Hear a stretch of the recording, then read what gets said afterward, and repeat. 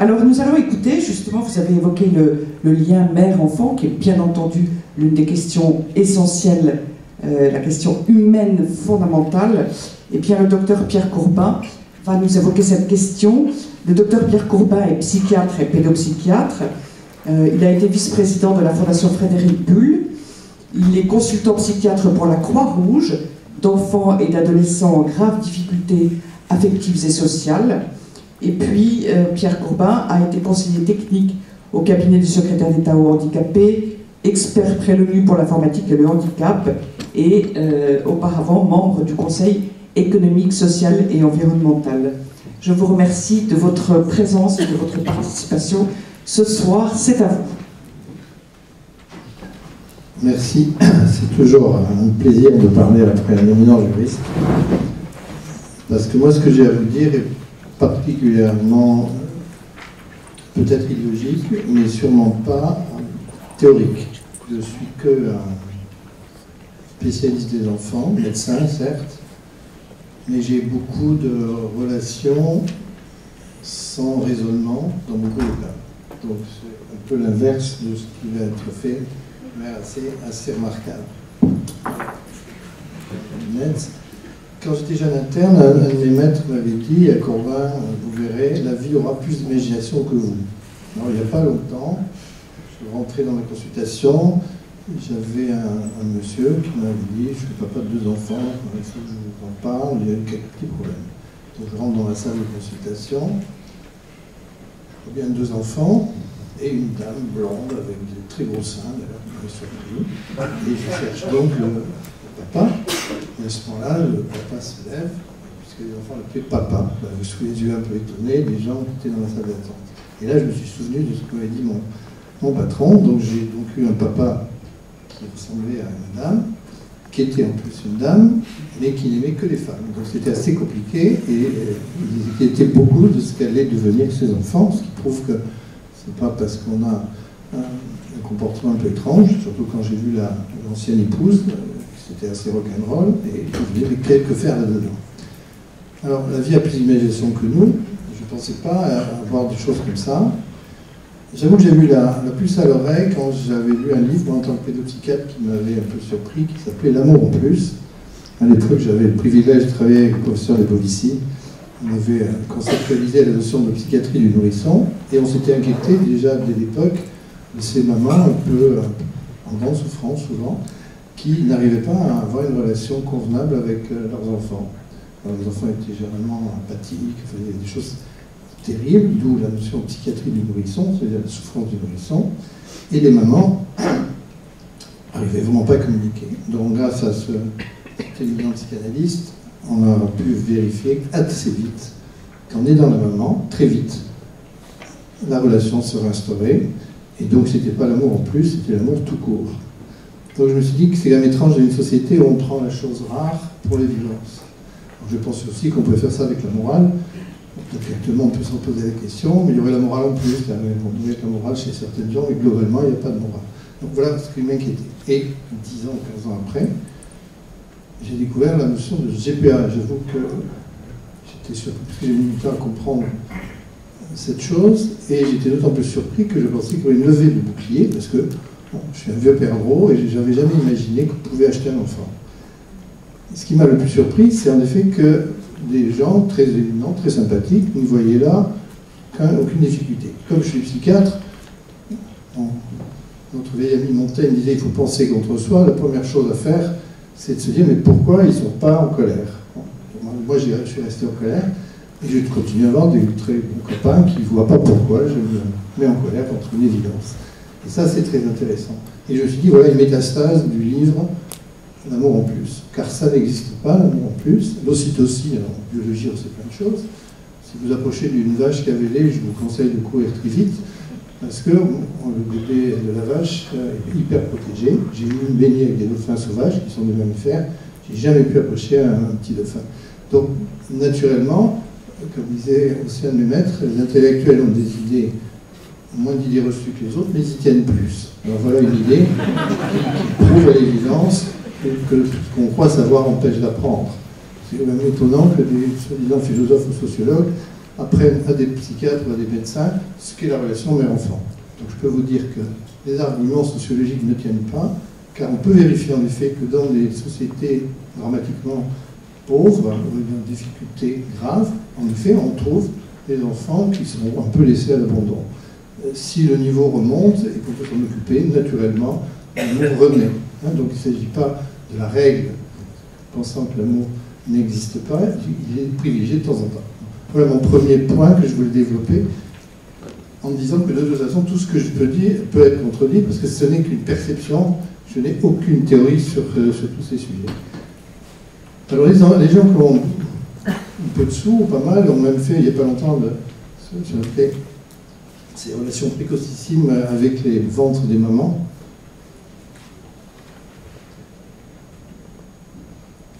On voyait des choses assez étranges. Bon, c'est un peu moins tombé en monte, mais certainement aidé par des thérapeutes, la fille de Lego, Lotto, bon, il faisait ça, l'autonomie, et on a pu vérifier assez vite qu'on pouvait rentrer en relation, alors certes, pas des relations complexes, mais des relations assez curieuses, surprenantes, parfois même éblouissantes, avec des bébés qui sont dans un utérus. Bon, ça c'est assez intéressant. C'est pour ça que je suis très surpris que des gens intelligents pensent qu'un bébé qui a passé 9 mois dans une forme de paradis, il ne se passe pas des choses à l'intérieur, surtout entre la mère et l'enfant et la mère. Alors, on avait été voir avec mon professeur de droit l'Académie de médecine. Alors c'est intéressant parce que on n'interroge pas assez ces gens qui disent des choses très passionnantes. Et je pense que pour faire taire les gens qui disent qu'il ne se passe rien, je vais vous lire juste, ça ne durera pas longtemps, ce rapport que les académiciens donnent, ce qu'on appelle l'épigénétique. Et je pense que grâce à l'épigénétique, on peut faire taire les gens qui, généreusement, parce que pour moi, je ne m'affronte pas entre eux, je dis qu'entre les gens qui sont pour et contre, ce sont deux générosités qui s'affrontent. Mais il y en a une, à mon avis, qui regarde le doigt, et d'autres qui regardent dans la direction du doigt. Donc, je fais partie des qui pensent de ceux qui regardent dans la direction du doigt, et que simplifier autant l'enfant sortant, puisqu'il s'agit de gens assez riches, d'un utérus sac, on appelle ça un sac Hermès parce qu'il coûte très cher, mais c'est pas ça un utérus, c'est beaucoup plus complexe que ça. Alors je parle d'épigénétique parce que évidemment, il se passe des choses que j'ignorais quand j'étais jeune étudiant, je ne connaissais pas, et je vous lis. On assiste depuis quelques années un développement extraordinaire de l'épigénétique, qui est l'étude des changements héritables de l'expression génique sans modification de l'ADN. D'une façon plus générale, le terme épigénétique est utilisé pour définir les mécanismes modifiant l'expression d'un gène ou tout phénomène de transmission héréditaire échappant au loin de la génétique mendélienne.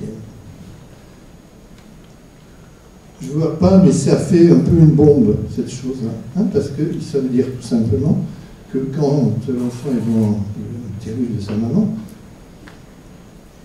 il va y avoir des transformations qui ne tombent pas sur le génome. Et suivant comment la maman va se nourrir, par exemple, vous pourrez avoir des conséquences 15 ans, 20 ans plus tard sur le bébé. Alors je dis ça pour refroidir ceux qui pensent qu'on achète un bébé comme on achète une voiture de luxe. Il risque d'avoir des pannes. Si la maman a été très malheureuse, et je pense dans des pays, on parlait d'esclavagisme, on oblige certaines femmes, sous la contrainte, à faire des enfants qui, moyennant argent, vont être vendus.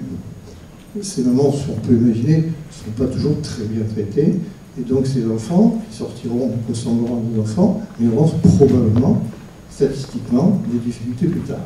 Ça, c'est pour refroidir ceux qui pensent qu'avec un chéquier, on peut faire ce qu'on veut. On va un peu quitter l'enfant, parce qu'on n'attend pas un enfant, un bébé fatalement peut aussi attendre un enfant.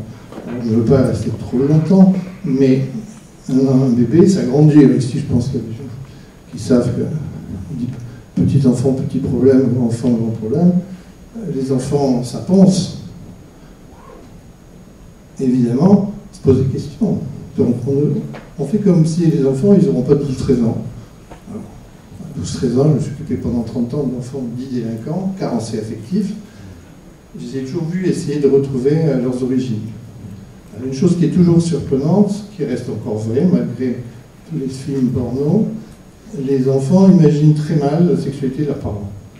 Alors ça, c'est une bonne chose, parce que, dans l'hypothèse, moi je suis médecin, je n'ai pas à dire c'est bien, c'est mal, on reçoit les enfants qui sont nés de viol, ça m'est arrivé, d'enfants qui sont nés sous X, une forme à mesure du GPA, alors quand c'est une véritable volonté de la maman, c'est un sujet, mais j'ai aussi, 10 ans après, ces moments en consultation, et qui ne sont pas toujours épanouis.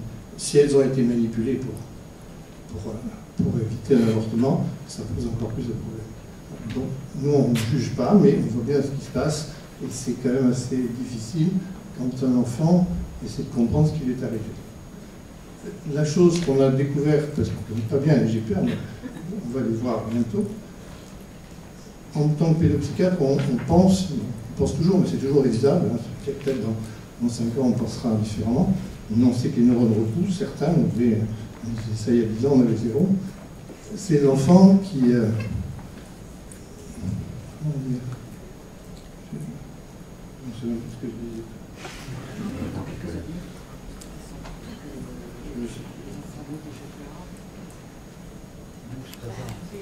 Oui, mais c'est toujours le problème de l'âge. Je suis un peu emmêlé les pinceaux. Je sais plus ce que je veux dire, c'est probablement pas intéressant. Je suis devenu de plus en plus confus. Je ne sais plus ce qu'on va constater, mais je ne sais pas parce qu'on n'en sait pas beaucoup. Non, je dis, c'est la seule expérience qu'on ait pour le moment, sont sur des cas assez catastrophiques. Hein. Bon, on ne peut pas généraliser. Je ne suis pas là pour dire qu'il ne faut pas, je suis en train de dire que ça m'inquiète beaucoup. Hein. Quand je dis que c'est deux générosités qui s'affrontent, je le pense profondément, il y a des gens généreux qui pensent que je suis un vieux réac qui ne comprend rien au monde, hein, en disant que c'est, je pense, très dangereux. Pour continuer sur le sujet des adolescents, il y avait un joli titre qu'avait fait un Canadien qui s'appelait Lemay, ancien éducateur qui est devenu professeur de médecine, qui disait une phrase qui est jolie, il dit « J'ai mal à ma mère ». C'est un très joli titre, parce que quand on le veut ou non, quand on est pédopsychiatre, on ne confond pas le père et la mère, ça ne veut pas dire qu'il y a une hiérarchie, mais je vous jure que pour les enfants, c'est quand même assez différent. Le gars dont je parlais, de ce papa qui est devenu une maman tout en étant père et hétérosexuel, c'est compliqué, ça nous intéresse parce qu'on ne sait pas comment ils vont se cristalliser par la suite.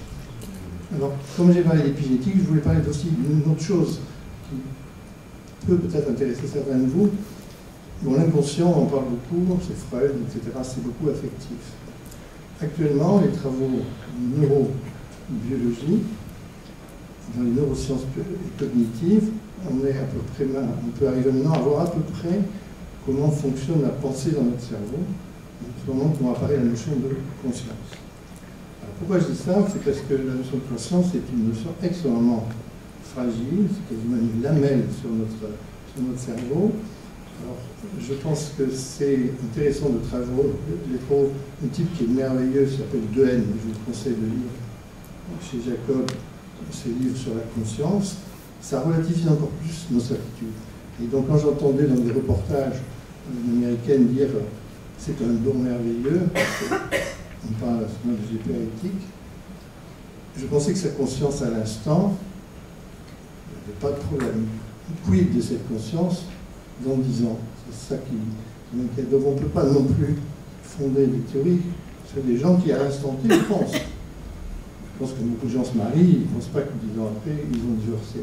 Donc c'est l'instabilité de la notion de conscience où on apparaît, et ça en psychiatrie, c'est des choses qui va probablement révolutionner notre perception du cerveau, c'est que tous les calculs qui sont sous-jacents à notre conscience sont d'ordre probabilistique.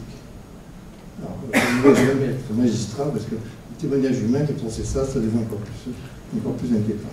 Donc ça veut dire qu'on est pour moi sur quelque chose d'une fragilité extrême quand on interroge les gens pour savoir s'ils vont souffrir ou pas souffrir. Et l'argument, on en parlait tout à l'heure, que je n'entends pas, c'est de dire j'arrive d'un pays où il se passe ceci, où il se passe cela, et j'ai rien remarqué. Mais quand les femmes n'ont pas le droit de vote, je pense que j'ai rien remarqué non plus, etc. Donc c'est pas parce que on ne voit pas de trouble, que les gens soient heureux. Et au XVIIe siècle, le mot santé s'écrivait avec un A ou avec un E. Moi, je l'écris avec un E. Avec un A, bien évidemment, on peut arriver à la gestion comptable de la médecine, par exemple. Donc c'est ce petit mot, comment je me sens avec un E, qui est le plus important. Et je me demande comment se sentiront ces enfants, qui sont probablement en bonne santé, sanitaire, et comment ils se sentiront au fond d'eux-mêmes, parce qu'ils diront à l'autre, combien tu m'as payé? Une phrase toute bête, vous savez que c'est très important. Le prix des Nike, de ces chaussures comme ça, il faut commencer à se dire, et toi c'est quoi, 10 000 euros, 20 000 euros, etc. Voilà des questions que les enfants vont se poser, mais en toute banalité. Alors, celui qui vaudra plus cher, est-ce qu'il se sentira plus fort, je ne sais pas. Mais ce sont des tas de questions qui vont apparaître, car un bébé, ça a un jour 14 ans. Et je souhaite bien du plaisir à certains parents qui sont obligés d'expliquer comment ils ont acheté, pourquoi ils ont acheté, en sachant que quand l'histoire est terrible, les enfants acceptent l'adoption facilement. Si on leur dit que la maman qui l'a vendu, la maman, je fais un abus de langage, la personne qui l'a vendu vivait très bien, comme on le voit dans les reportages à la télévision, je pense que pour l'enfant, ça serait un travail épouvantablement compliqué de se dire pourquoi on m'a vendu alors que mes parents n'étaient pas dans le besoin. Voilà des sujets qui me... Je crois que j'ai abusé de mon temps.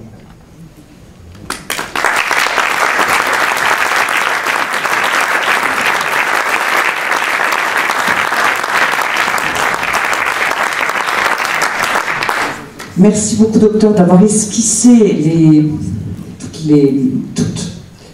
quelques pistes des problèmes qui peuvent se poser avec beaucoup de délicatesse et de finesse et sans imposer ce que sera l'avenir, puisqu'en effet, il n'est pas encore dessiné, même si on peut, hélas, l'imaginer. Alors, nous avons quelques minutes pour d'éventuelles questions. Si vous souhaitez... sur ces deux premières de Maître Payot ou du docteur Courbin, nous avons quelques minutes avant d'écouter notre troisième intervenant. Oui, devant lui. En bas. Oui. Docteur, j'ai une question justement. Moi, je suis adoptée. J'établis une énorme différence entre l'adoption et la gestation pour autrui. C'est pourtant quelque chose que j'ai beaucoup de mal à démontrer aux journalistes. Et j'aurais besoin de l'aide justement de médecins pour travailler là-dessus. J'estime que justement le fait de ne pas avoir été créé pour être abandonné, ça permet de se reconstruire. Et j'étais tout petit peu étonnée lorsque vous avez dit, en disant de l'accouchement sous X, ça ressemble à la GPA. Je voudrais que vous m'expliquiez ça parce que je ne cerne pas. Bon, je ne disais ça pas pour polémiquer, mais j'ai vu des accouchements sous X que moi j'ai trouvé dramatiques, où on montrait à l'enfant les battements du cœur, des choses comme ça, pour ensuite le redonner. J'ai de mauvaises expériences dans ce sens. Et ces mères qui ont arraché cet enfant m'avaient été dit dans une minute pour éviter un avortement. Voilà. C'est ça que je veux dire, et que c'est pour moi, quand les gens sont fragiles, de la manipulation, quand les gens sont solides et veulent une adoption sous X, c'est parfaitement respectable. C'est là où je me disais qu'on aura des problèmes avec la GPA, parce que c'est de la manipulation tout ça. Quand on fait croire à une maman qu'elle va mieux élever ses enfants parce qu'elle aura 400 $ de plus, on la tente. Quand on dit à une jeune fille de 15 ans, c'est quand même pas bien de tuer un enfant, donc il faut que tu le donnes. Je me dis que là on est dans des problématiques que je ne juge pas, mais qui sont complexes, et quand l'enfant l'apprend, c'est pas facile à en discuter avec lui. C'est ça que je voulais dire, mais mais c'est toujours beaucoup de souffrance, en général.